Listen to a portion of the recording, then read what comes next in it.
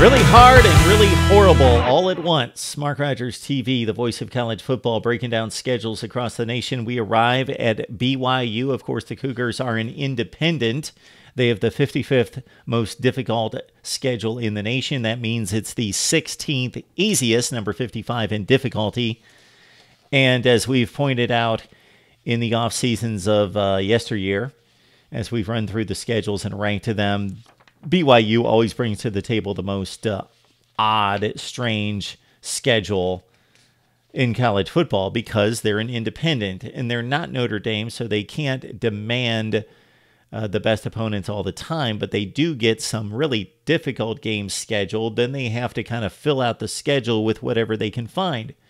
So think about this. If you're BYU, you can match up against some really good teams early, and then all the teams go and play in their own conferences. So they go into their own silos, and you're left to scramble around looking for opponents for the rest of the season.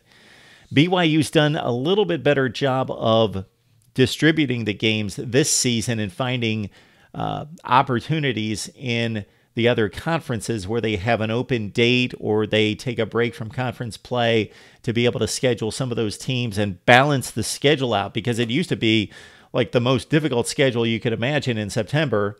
And by November, they were playing McNeese State and Wagner and just a bunch of garbage. So it's a little bit better. But at the top, BYU has to deal with Wisconsin on the road, and they play Washington on the road. So it doesn't get a whole lot more difficult than that. They also have a date against Boise State on the road in November, the first week of November against the Broncos. So you're playing in Wisconsin and Washington, possibly two of the top 5 to 10 teams in the nation. Then you're playing Boise State later in the year, one of the 15 best teams in the nation, 20 best teams in the country.